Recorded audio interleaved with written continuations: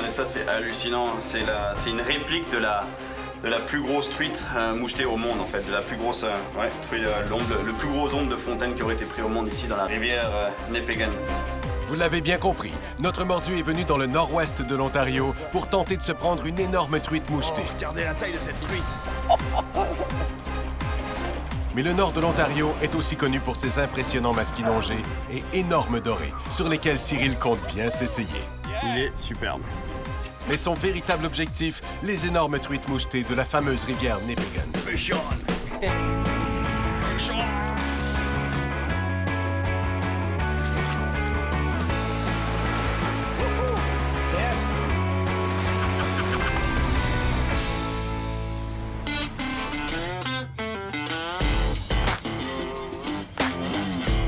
Regardez-moi, ça c'est complètement hallucinant. Non, je suis à Kenora, dans le nord-ouest de l'Ontario, et on m'avait dit qu'il y avait des animaux sauvages qui se baladaient en centre-ville. Regardez ça, c'est hallucinant. Il y a un rond-point ici, il y a le trafic, des voitures partout, et toi qui se balades, en train de manger tranquillos. Cyril commence son voyage à Kenora, une petite ville située dans la région nord-ouest de l'Ontario, en bordure du lac des Bois, lui-même situé à la frontière du Manitoba. Et si notre mordu est venu jusqu'ici, ce n'est certainement pas un hasard. Regardez-moi ça! Je pense que c'est un peu l'emblème du lac des Bois, Lake of the Woods ici en fait. Là, il l'appelle Husky de Muskie. Il est vraiment cool. C'est exactement pourquoi je suis ici. Je veux pêcher d'avoir le lac des Bois pour les masquinongés, même si bon, j'ai parlé au guide puis il me disait qu'en ce moment c'est vraiment pas bon. Ils n'ont jamais eu des conditions comme ça. Il fait hyper chaud comme vous pouvez le voir. Il n'y a pas du tout de vent et ça c'est les pires conditions qu'il puisse avoir pour du masquinongé. En tout cas de ce qu'ils me disent. Mais bon, quand même essayer. Je suis venu jusqu'ici dans l'ouest de l'Ontario, mais le but c'est de retourner, d'aller de plus en plus vers l'est en fait. Et je veux aller à deux autres endroits dont j'ai toujours entendu parler qui sont vraiment mythiques pour la pêche. C'est Rainy Lake, qui est connu pour des gros dorés. Et je veux continuer à l'est vers jusqu'à passer Thunder Bay, en fait, la rivière Nepegan. D'ailleurs, c'est sur la rivière Nepegan que la plus grosse truite mouchetée au monde a été prise il y a environ, je pense qu'il y a presque une centaine d'années. Un truc de 15 livres, un truc gigantesque, hallucinant. Mais bon, avant d'aller se mesurer aux énormes truites de la Nepegan, ouais, bonne chance celui-là pour essayer de le prendre par la queue. Cyril va tenter de défier les mauvaises conditions météo en essayant tout de même de prendre un de ces fameux gros masquinongés du lac des Bois. Et pour ce, il a rendez-vous avec James, guide de pêche à la pourvoirie Witch Bay Camp, une pourvoirie qui se spécialise dans la pêche aux dorés, mais surtout aux énormes muskies qui habitent les eaux du lac des Bois.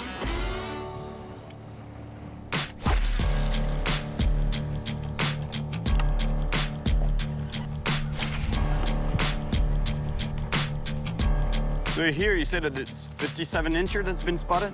It was caught, what, last year? That was about 7 years. All right, it's a 60 incher now. Il dit que la dernière fois, ça fait 6 ans, ils ont pris un muskie de 57 pouces ici. Elle n'a jamais été reprise depuis, mais elle est souvent, il la voit, il y a plein de pêcheurs qui l'ont vu suivre des leurres dans cette baie là. 57 pouces, ça doit faire 60 pouces là aujourd'hui. 60 pouces, c'est 1m50, je pense.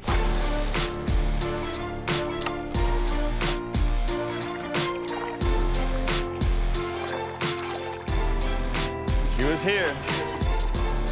Muskie qui a suivi jusqu'ici, c'est pour ça que je faisais ces 8, comme ça, hop.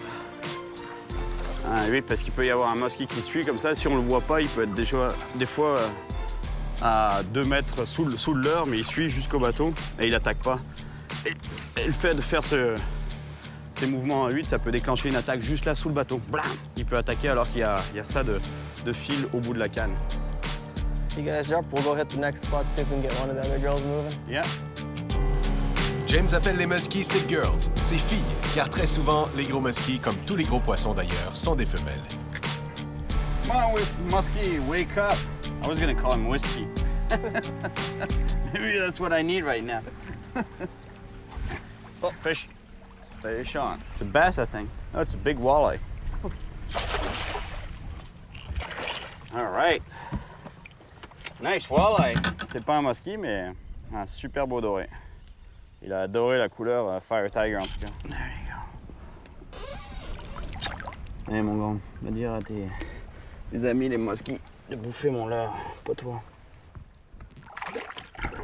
All right, man. Not quite what we want, but That's a start.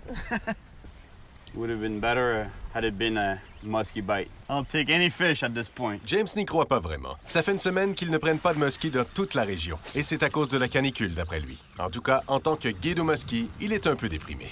Mais Cyril, lui, continue d'y croire. Il lance des petits leurres, moyens leurres, mais aussi des énormes en les ramenant vite, doucement, de manière erratique, linéaire. Bref, il vit aujourd'hui la dure réalité de ce qu'est malheureusement parfois la pêche au masquinongé, ne plus savoir en quelle leurre croire. Il fait de plus en plus chaud, mais les gars ont tout de même besoin d'avoir un peu d'action. Alors avant de retourner faire le coup du soir au muskie, James connaît un bon spot pour la chigan. That sun is brutal. C'est pour ça qu'on porte ces masques. On a l'air de bandit, mais en fait, c'est anti-soleil. Ça évite de se mettre de la crème solaire, on a l'air de rien, mais c'est pas grave. Fish on!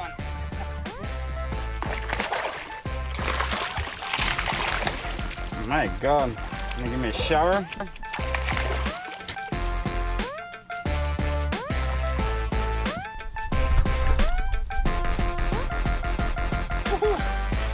Nice fish too.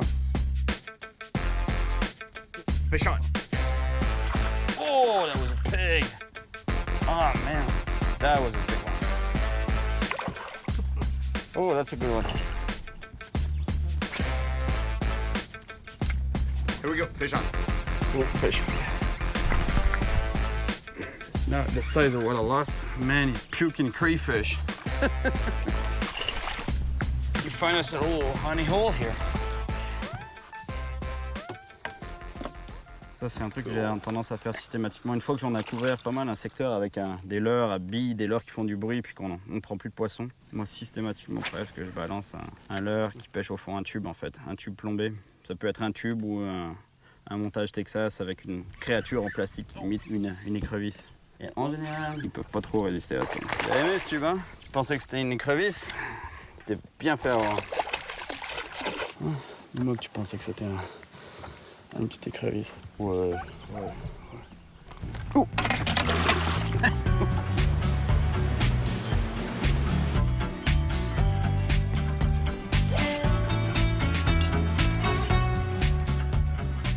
Ouais, on prend peut-être pas de muskie, mais la beauté de ce lac, regardez, le coucher de soleil est hallucinant. C'est complètement débile. Il manquerait juste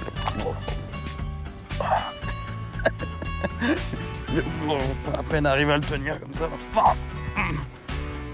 On dirait bien que notre mordu va devoir se contenter de ses souvenirs de muskie, comme celui qu'il avait pris en pêchant du bord sur le lac Saint-Clair dans le sud de l'Ontario. Superbe! Mais de toute façon, le muskie n'aurait été qu'un beau plus à son voyage ici, car après tout, souvenez-vous, il est venu ici principalement pour les énormes truites mouchetées de la rivière Nipigon. Même s'ils ont pris plein de poissons hier, notre mordu a du mal à se remettre de ne pas avoir pris de mesquinongé. Ceci dit, c'est pas très grave. Il sait que de grosses truites mouchetées l'attendent sur la rivière Nipigon dans 2 jours. En route pour Nipigon, vous vous souvenez, il avait aussi prévu d'aller pêcher le doré sur le lac Rainy, un autre immense lac du nord-ouest de l'Ontario et connu pour ses belles pêches au doré. Et l'expert du doré, c'est Tom, le propriétaire de la pourvoirie Camp Narrows. Pour prendre de très gros dorés, Tom a l'habitude de pêcher avec des petits poissons vivants, des vifs. Alors il a demandé à Cyril d'en acheter en passant. Oh, that's what I'm talking about right there. Celui-là, j'ai bien l'impression qu'il va se faire bouffer par un gros doré. It's really cool how you handle those minnows. Most girls would be like, you know, but you're like, we're going right in there. Oh no, this is like all day, every day. So. Yeah? Yeah, he told me get as big as you can get. Yeah, that's what he was saying on the phone too. Je crois qu'on est prêt pour du sérieux poisson ici. Mais pour le sérieux poisson, ça attendra demain, car la route a été longue.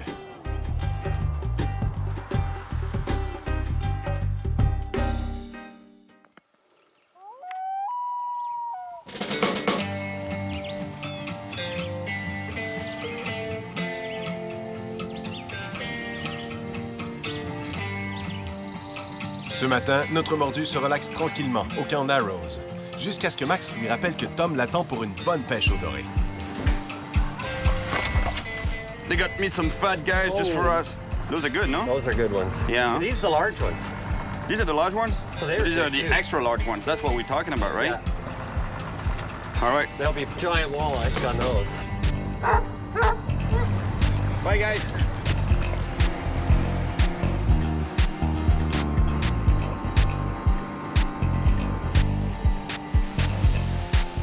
Pendant que Cyril cherche à sortir un leurre de sa boîte, toujours aussi bien rangée, Tom, lui, monte un des gros vifs sur une tête de jig.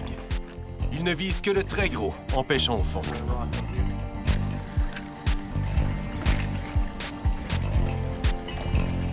Fish on. Yeah. They got some power in them. Some fight in them. Chunky one.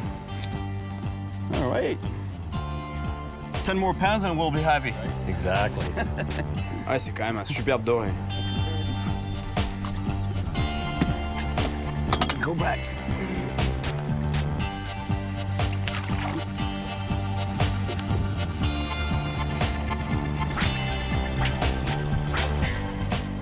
No, that's not a bad one. Oh, you got one? Yeah. Bigger. Nice. Cyril, lui, il s'éclate en pêchant au leurre, et ce, peu importe la taille des poissons.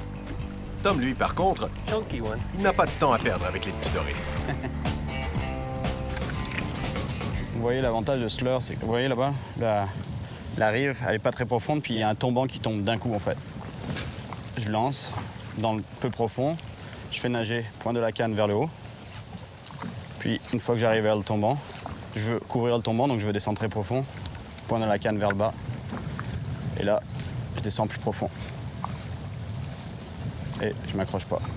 En effet, il ne s'accroche pas au fond.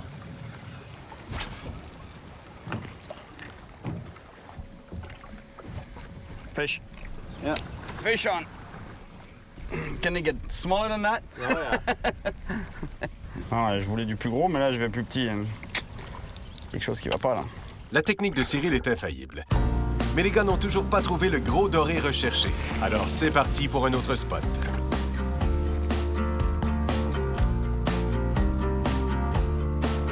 Oh, fish on. Oh, oh, good fish.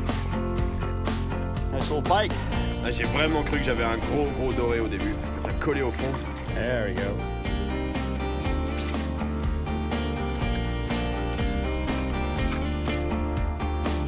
Oh, fish on. Fish. Yep. C'est bass. On fait un petit mix ici. Du brochet, doré et maintenant un bass.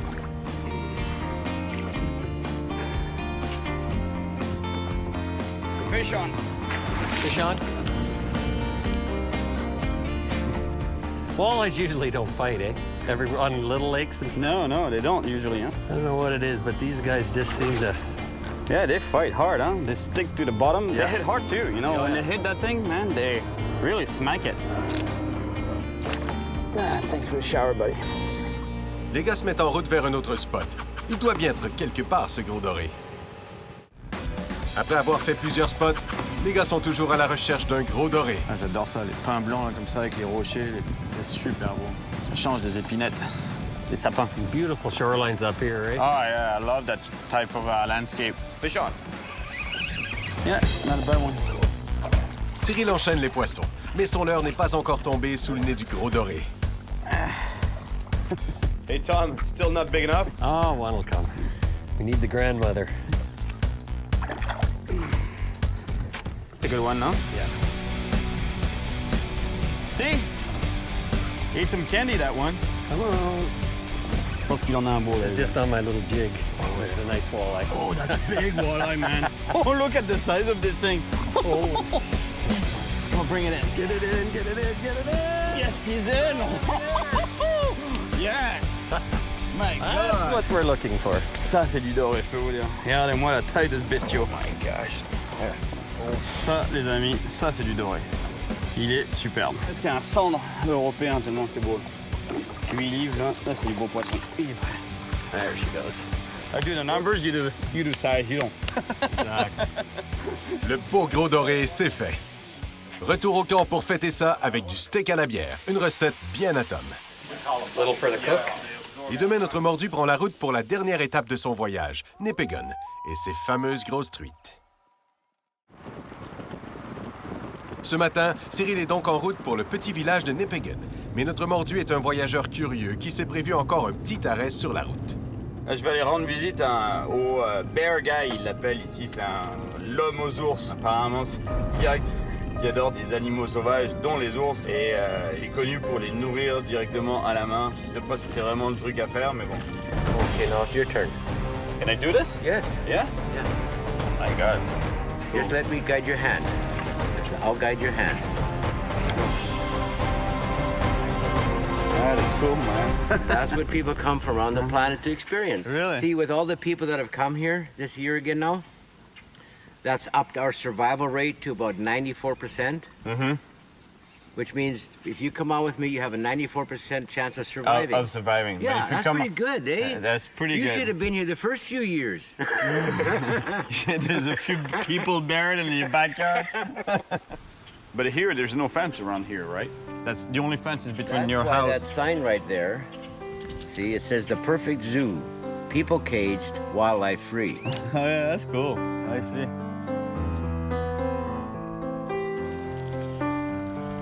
But is it good for them to eat that? Better for them than us. They've got a totally different digestive system. Really? You see, all morning long she's been eating. Michael bread. explique à Cyril que les ours sont des animaux omnivores. Il leur donne du pain, des graines, des fruits et toutes sortes d'autres bons aliments. OK. That's what they Wow. eat. And the donuts and stuff, what I'm feeding them now, that's just treats. Je suis en train de nourrir un ours avec mes mains comme si c'était un chien. C'est quand même bizarre. You're all grief. Stealing bear food. Ouais, c'était assez particulier de nourrir des ours comme ça. C'est vraiment impressionnant. Mais en tout cas, je sais pas si le Crocodile Dundee des ours là. Je sais pas si c'est tout à fait correct ce qu'il fait. Je sais pas. Parce que je me dis c'est quand même des animaux sauvages. Ils ont tendance à avoir après de considérer les humains comme quelqu'un qui leur donne tout le temps systématiquement à bouffer. Donc peut-être qu'ils se rapprochent de plus en plus des humains. Puis si on n'a pas de bouffe à leur donner, ben, on se fait bouffer. Donc bref, on sait rien. Mais c'était cool. Ça y est, les falaises rouges de Red Rock sont le signe que Cyril arrive enfin à Nipeggan, une petite ville située au nord du lac supérieur, sur les bords de la fameuse rivière Nipeggan. Nipeggan est une toute petite ville qui est née de la traite de la fourrure et qui a ensuite connu des années prospères d'exploitation forestière. Mais Cyril est ici pour toute autre chose, les fameuses coasters, une variété de truites mouchetées que l'on ne retrouve que dans les grands lacs et ses affluents. Des truites pouvant devenir si grosses qu'on peut les confondre avec des saumons, comme ce record du monde capturé en 1915 et dont on peut observer la réplique au musée de la ville. So that's it, huh? The world's biggest brook trout. My God, unreal. That's what, 15 pounds or something, right? 14.8 or 14.9, yeah. 14.8. Regardez ça, c'est hallucinant. C'est une réplique de la plus grosse truite mouchetée au monde, en fait. Hallucinant, le bestiau. Je croyais que j'ai un saumon dans les mains, un beau saumon déjà. Maintenant, c'est une truite mouchetée. C'est complètement débile, ça fait 15 livres. Avoir ça dans les mains, je deviendrais fou. Mais il faudrait vraiment que Cyril ait un gros coup de chance, car ces énormes truites ne sont malheureusement plus si nombreuses aujourd'hui. D'ailleurs, ce record du monde de 14,8 livres date de 100 ans. And it hasn't been beat since then. Oh, nowhere close. Nowhere close, Like huh? the closest was like 11 or 12. Really, huh? Yeah. See, my trout is a little stiff. Mais les endroits de la rivière où se trouvent ces grosses truites sont assez loin, seulement accessibles en bateau. Et il faut donc y consacrer la journée. Alors notre mordu va devoir malheureusement patienter jusqu'à demain. Mais pour ce qui est du reste de l'après-midi, Richard, le maire de la toute petite ville, a l'intention de montrer à notre pêcheur et à son amie Sarah de vieux trésors laissés par des peuples anciens qui seraient venus jusqu'ici pour y chasser et peut-être même pêcher ces énormes truites bien plus abondantes il y a des siècles de cela. Apparemment, c'est le site à voir à Nipeggan. Yeah, you can see some right up in here. Yeah, that's one there. There's a little bit of a, yeah. Wow. How would they paint that? Do you know? It was a mixture of okra, black spruce, number of different things. The experts can tell you exactly what's in it. Richard explique un triste fait. Ces dessins ont duré plus d'1 millier d'années sur ces falaises, mais n'ont commencé à s'effacer rapidement que dans les 30 dernières années, et ce, à cause des pluies acides. La pollution est certainement aussi une des raisons qui a contribué à la baisse des populations d'énormes truites mouchetées coasters dans la région. I don't know if you saw one of the Wendigos is over there. Did you see it? What do you call a Wendigo? The human person? That's the person there. It's the spirit that would jump up and flip your canoe. And the little marks, you know, like 1, 2, 3, 4, 5, 6, 7. Do you know what that represents, that means? Those will often indicate, I'm told, this is only what people say, the so-called experts, they'll tell you how many days they were out on this particular fishing trip or hunting trip. They'll tell you how long their journey was. And so they'll put the marks on there for that. So they knew how to count. Absolutely. Man, that is crazy. Il est maintenant temps de mettre les voiles et de revenir à bon port. Come on back down here. See, I single hand a lot. Me too, I can do a lot of things with a single hand. Okay, we're not gonna go there at all.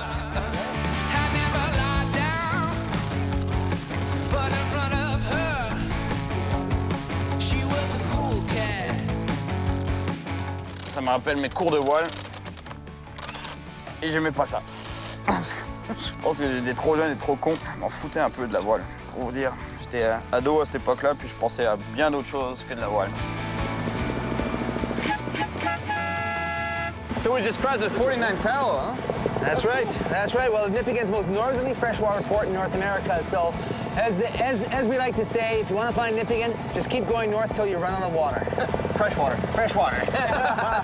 Freshwater. Yes, we'll keep that one straight. Je viens de traverser le 49e parallèle. Apparemment, ici, c'est un événement, mais bon.